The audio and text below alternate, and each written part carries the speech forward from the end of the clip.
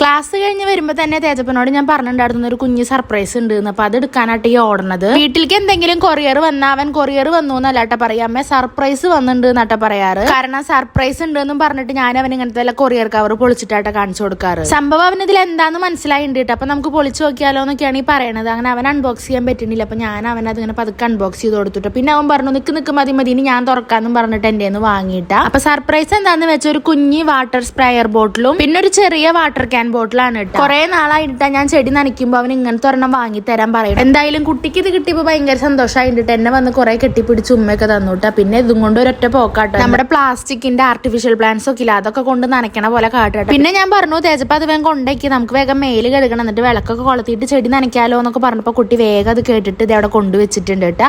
പിന്നെ ഞങ്ങൾ വേഗം മേലെഴുകി എൻഡിങ് കഴിഞ്ഞുട്ടാ. ഞാൻ വന്ന് നോക്കുമ്പോ തേജുദേ വേഗം പോയിട്ട് അതിന്റെ ഉള്ളിൽ നിന്ന് എടുക്കുന്നുണ്ട്. പറയേണ്ട ആവശ്യമൊന്നും വന്നില്ല കേട്ടാ. കുട്ടി മേലെഴുകി നേരെ പോയിട്ട് അത് എടുക്കാനായിട്ട് പോയത്. പിന്നെ ഞാൻ പറഞ്ഞു വിളക്കൊക്കെ ഒന്ന് കൊളത്തട്ടെ തേജ്, ഒന്ന് നീ ക്ഷമിക്കെന്നും പറഞ്ഞിട്ട് വിളക്കൊക്കെ കൊളത്തി ലൈറ്റൊക്കെ ഇട്ടു.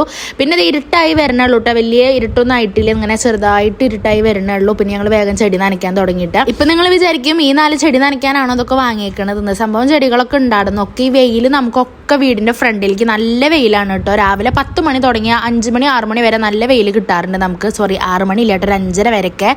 അപ്പൊ അതുകൊണ്ട് തന്നെ നമ്മുടെ നിൽക്കുന്ന ചെടികളൊക്കെ ഉണങ്ങി പോവാണ് ചെയ്യണത്, ഒക്കെ നാശമായി പോവാണ്.